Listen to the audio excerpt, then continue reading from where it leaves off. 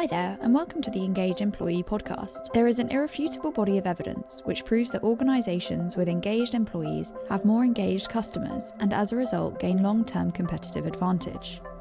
The cultural and commercial benefits of organisations taking a holistic view of their employee and customer engagement strategies are proven. For over a decade, we've helped some of the world's biggest brands engage with their workforce through our industry-leading conferences and online digital media. To find out more, visit engageemployee.com. Today, our podcast host and CX industry specialist, Dave Darcy, is joined by Future of Work consultant and keynote speaker, Lena Thompson. Lena has over 15 years of experience in the corporate world of consulting, training and designing systems for global clients. Now she's an award-winning entrepreneur and an international speaker on a mission to bridge the gap between the corporate and spiritual worlds. Lena believes that the real key to success and a fulfilled life is self-knowledge. Lena, how are you? I'm good, thanks. How are you? Yeah, I'm good. Great that you could come along and speak with me today. I know that our audience will love what we have to talk about. In short, what I'm seeing from your background is somebody who had an extensive corporate career and is now successfully keynote speaking in all parts of the world, from the USA to Singapore to South Africa. It's fabulous. Can I have your life, please? Perhaps start by, if you want to introduce yourself a little. Well, where do I start? So in 2004, I came to UK from South Africa. I was in a corporate industry. My background is computer science, and I came here as an IT consultant. I worked with organizations all over the world, and I got eventually to a stage in my life where I just wasn't really getting any fulfillment out of what I was doing. And I knew there was something else, but I didn't know what it was. And I didn't know how to even start making changes, because you know how it is. You have family, you've got responsibilities, you've got bills and all of that. And you're like, well, where do I start? And actually, what am I even meant to do? Because I've started computer science, that was my career, and I was making a lot of money. But slowly I think things started to unravel. I started basically, I would say, connecting to myself to understand more about myself, what was driving me, what was fulfilling me. And eventually it really led me to me quitting my job and starting something on my own. And even though when I started something on my own, I didn't even know what I was starting. It was literally like following breadcrumbs, that's almost like universe was leaving in front of me, and just trusting that one day I get some clarity on what I want to do. And I finally found this clarity, and I love it. That's fabulous. And Jay, it's becoming quite a trend on these calls, and regular listeners to the podcast will know that we had a recording earlier this week with a chap called Rob Hoskin, who spoke about exactly the same kind of thing, about that discovery as you go through life, and the need for, it's almost ridiculous, isn't it, that we ask children at school, what do you hope to be when you're grown up, and how can we possibly know? Yeah, look, I know there are some people who have this vision, from when they're little. It's like it's in their bones, I guess, that's what I want to do, but it's a rarity, For many of us, I believe we really need to encourage kids, and even, as much as we can, because I do believe we all have our own unique path to walk in this life, and you can only do so much encouragement, but you've got to create that space for them to explore. What is it that lights them up? What is it that they love doing?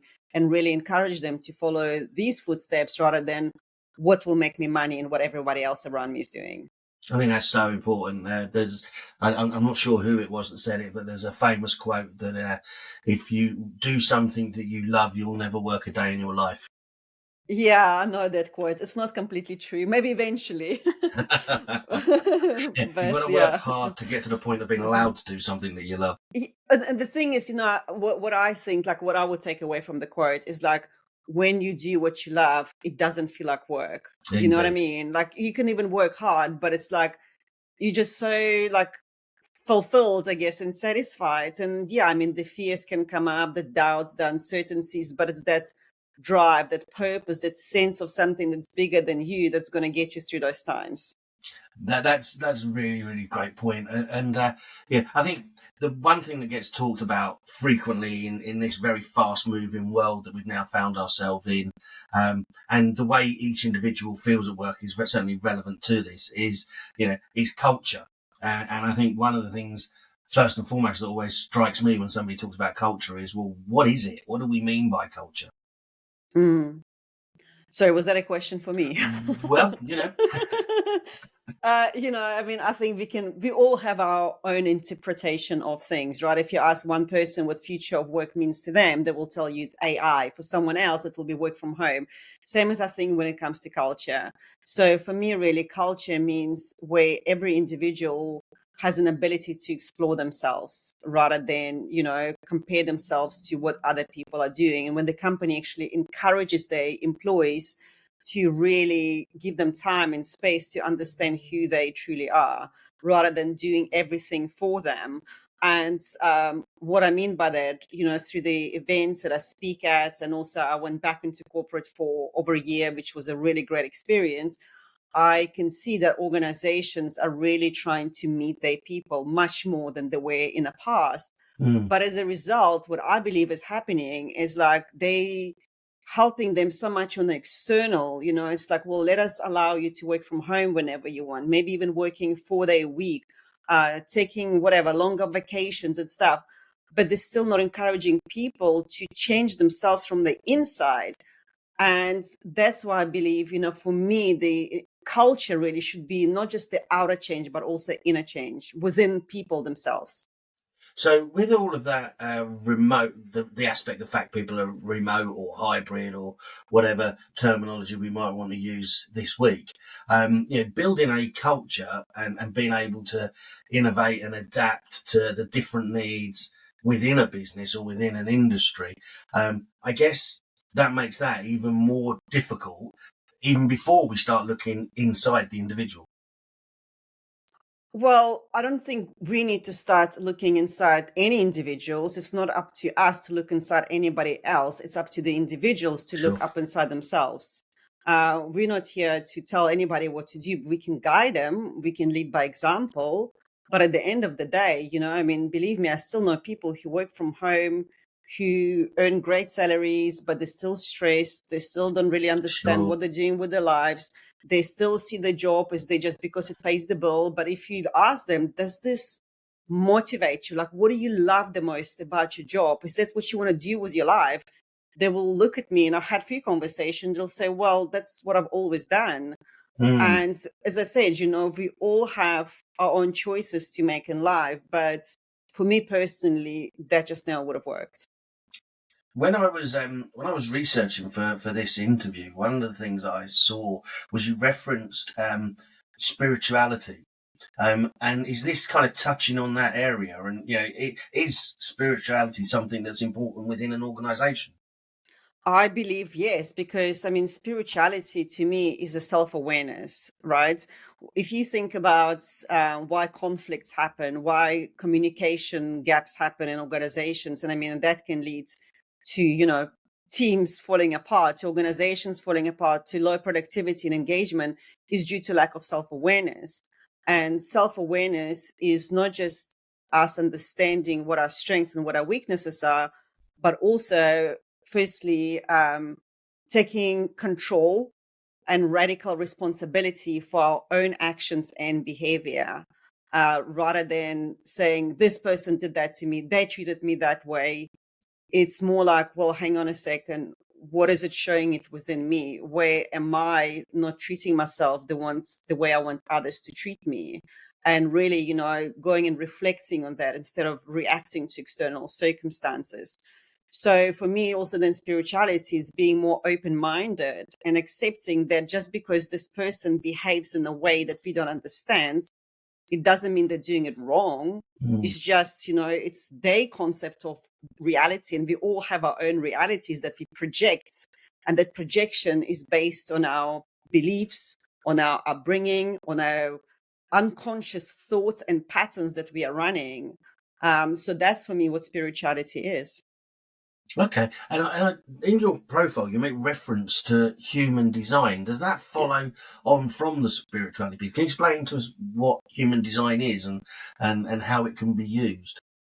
Yes. So I'm sure well, I think you must have heard of profiling tools like Myers-Briggs. Have you? Of course. Disc Yeah. Strength Finder. Yeah. So if you think of human design, it builds on these platforms, but it introduces energetic component to it. And seeing that we are all energy, and I mean, that's not even spirituality, that's science. We are 99.99% energy. Ignoring that key elements, I just think is just really being ignorant, because we're not just unique on a physical, biological, chemical level, but also energetically too. In If we don't work, if we don't live in alignments with that energetic blueprints, no amount of healthy food, positive mindset would really help us to optimize and radiate that energy that we all have within ourselves. So human design, it's like a platform. It's a foundational platform that's consists of quantum physics, genetics, biochemistry, and also ancient sciences like Kabbalah and astrology. So for me, and I mean, I worked with different tools and I mean, different modalities. For me, it's the best tool for self-awareness, because it really helps us understand not who we think we are, but who we truly are, and to get into alignment with that highest potential. And so, how do we go about understanding our own human design? So, I mean, there is actually a website called mybodygraph.com where you can open it. It's free to register, and you can just pop in your details. And all it takes is your date, time, and place of birth, like a little bit similar, I guess, to astrology, and generates your human design type.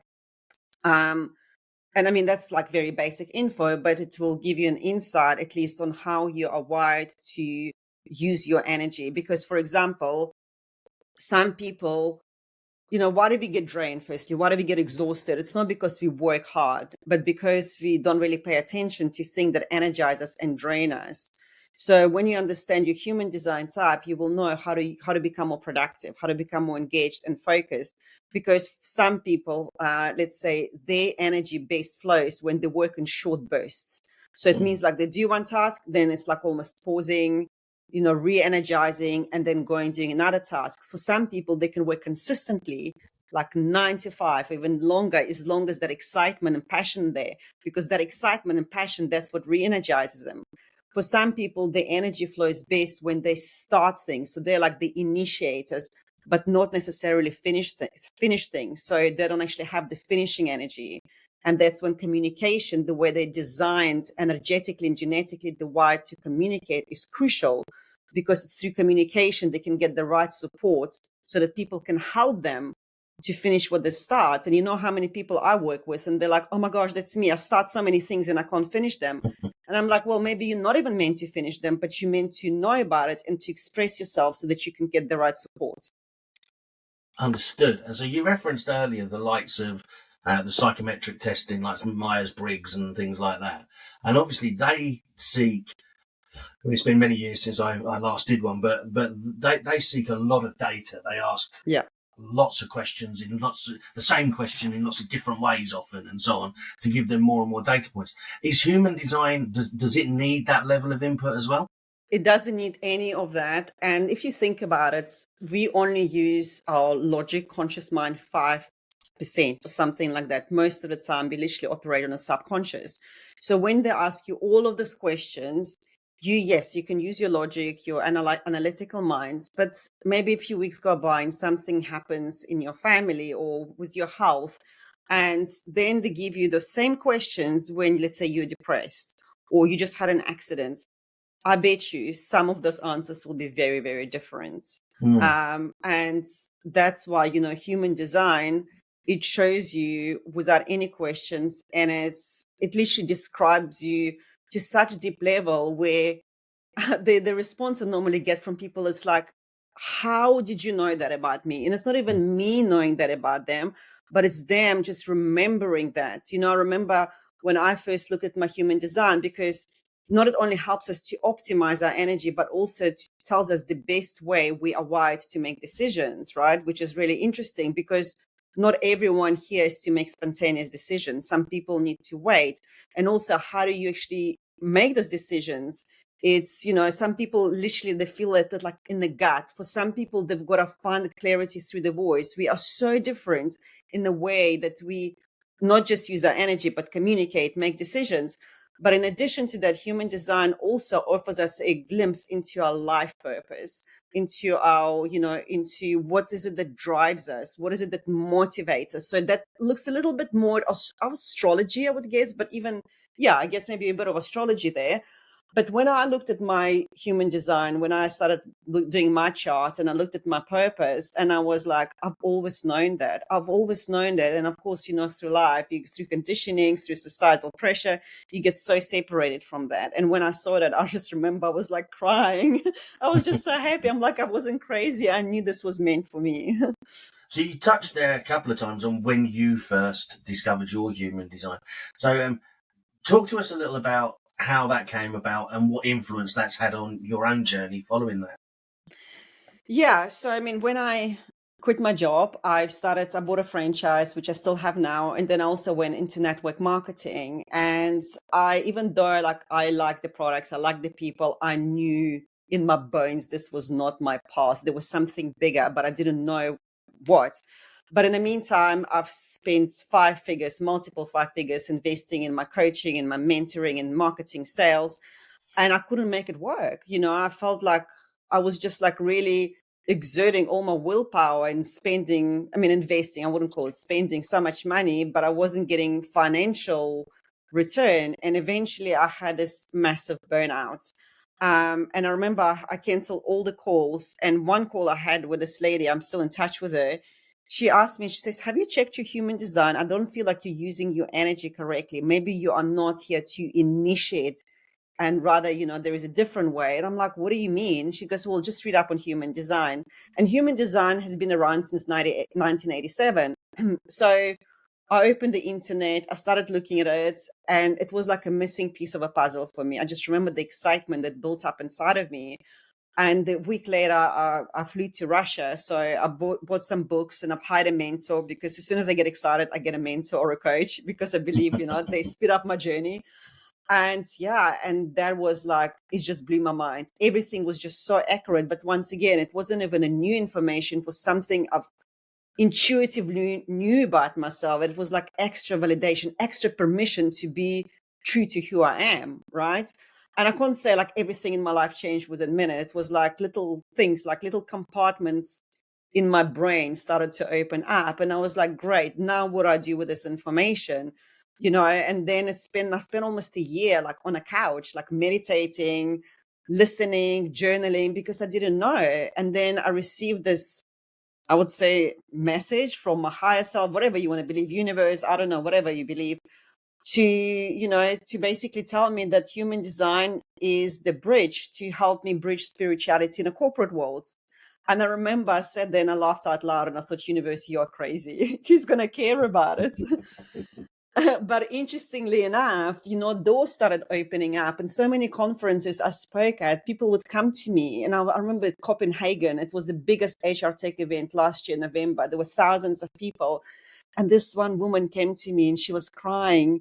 And she says, can I hug you? And I said, of course you can. Oh, wow. She says, you have no idea how long I've been waiting for human design to be introduced into corporate world. She says, everything in my life has changed since I've learned about my design. And I was like, wow. So my intuition was right.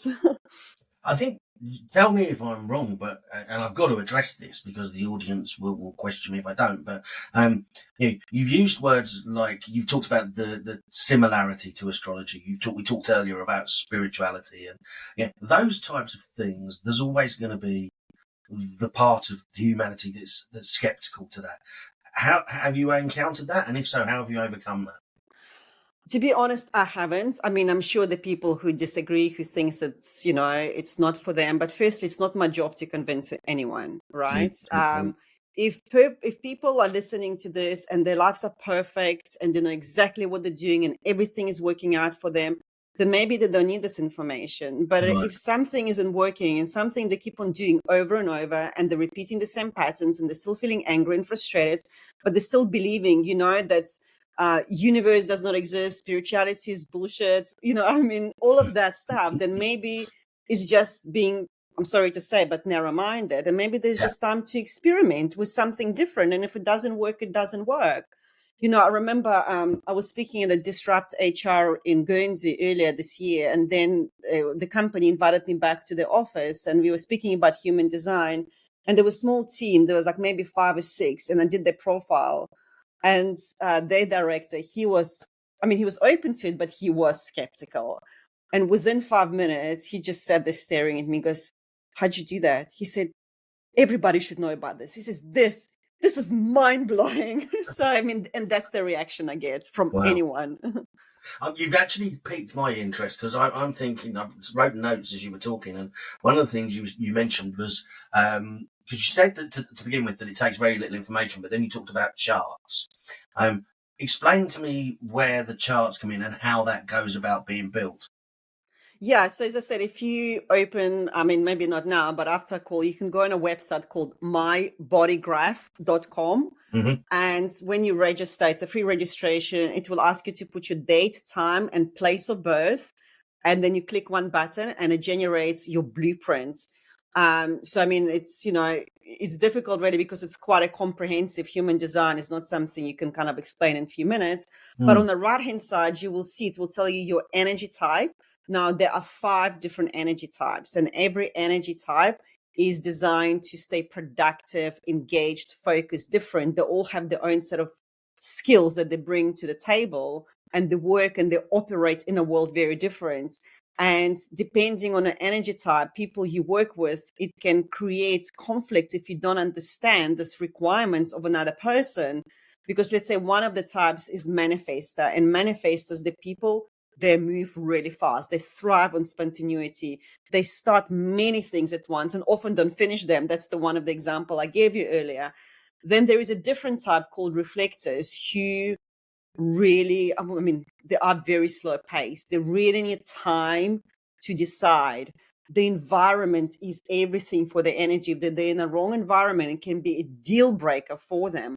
So if you put those 2 people together, one who needs time and space to reflect, to pause, observe, and another one who's fast, who multitasks, who starts, doesn't finish things. And without that understanding, when we don't understand each other, that's when we start either judging or comparing, right? And that's where a lot of problems happen. So basically when you generate your chart, then you will be able to see what is your energy type and read a bit more. And also read, I believe it will tell you your authority. And authority in human design is how you're actually genetically wired to make decisions that are correct for you. Fascinating. Looking at your the businesses you're involved in as well, one of the references I saw was future of work, and future of work. I guess understanding your human design is intended to help people then identify the skills they need for the future of work, or have I misunderstood that? Yeah, so future work, it's like, me and my friend actually, she was a CEO of a multi-million-dollar company. We actually started a new channel called 9 to 5 Spirituality, which is designed exactly to help people for us really to introduce new concepts into organizations and also to professionals to help them to navigate those daily challenges from a spiritual point of view rather than from the ego point of view. And that's for me what future of work is about. It's just looking at things differently. It's taking different approaches. It's more self-inquiry, more really self-understanding. And obviously human design, I believe, does play a big role in this. Again, absolutely fascinating. I think that this is something I had not been aware of prior to our conversation. It's certainly something that has been interesting to hear about. What would your advice be to somebody who wants to know a little bit more about this? About human design? Yeah. Well, as I said, the first step is the website I've shared, mybodygraph.com. Go generate your blueprint, read up on it. There is information on YouTube. If you go human design, there's going to be many videos. If people want to really go deeper into their personal charts, then, they can book readings with me, with someone else, whoever, it doesn't really matter. But I think firstly, generating a blueprint. and just reading up on it and see, because I know when I read this information, I was all in. It was like, I need to know more. But as I said, we're all different people. For some, they'll be like, oh, no, it doesn't work for me. No, that's great. And you're obviously very invested in this. I think that the passion that you use to speak about it is palpable. What would you say is the biggest influence that this has had, biggest change it's made to your life? So firstly, it stopped me from being busy for the sake of being busy. I was the kind of person who I would just pile up so much into my life and thinking the harder I worked and more sacrifice, the more successful I will become, more I will accomplish. And that changed completely. So I do way, way less and I actually accomplish so much more, because when you start using your energy correctly, and the way we need to understand this is that we are, as I said, we're all energy, right? We're all connected to this big energetic field, and that field, the universe, however you want to say. And once again, it's science. Even Einstein was talking about it. It talks to us in terms of energy, frequency, and vibration. It doesn't speak to us in a human language. So the higher your energy, the higher quality experiences you attract into your life. And let's say you wake up in the morning, you're in a bad mood, you trip over your shoes, you spill a cup of coffee, or you hit every single red light on the way to your office because your energy is low. You wake up another day and you're feeling on top of the world. Maybe you went for a run or whatever it is that you like to do. Every green light, your day goes amazing, because that's all got to do with energy. So the higher your energy, the more opportunities that are aligned with your energy you naturally attract into your life. And that's been my experience. When I stopped pushing, when I stopped initiating, which I don't have the energy to do, and the more really, started pausing, slowing down throughout my day, the more productive, more engaged I became. But not even that, the doors started opening up for me, and opportunities that are actually in alignment with my mission, with my purpose, they started coming to me. And I'm not saying I don't do anything. Of course I do.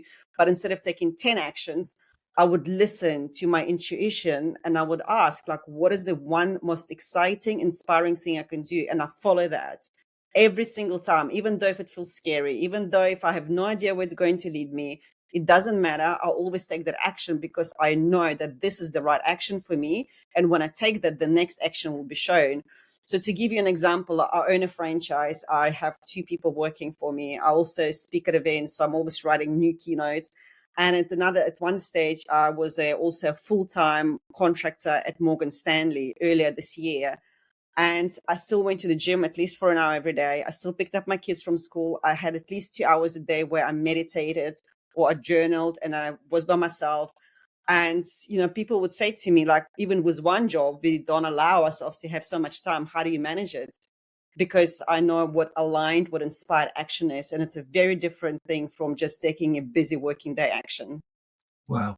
Wow. I mean, I know that I anticipate masses of feedback when we broadcast this piece. I think it's going to get a lot of interest from people. I'm really looking forward to what they have to say. I think it's been an absolutely fascinating subject. And I'd really like to thank you for spending the time to educate me, and I'm sure many of our audience. Thanks, Dave. Thank you so much for having me.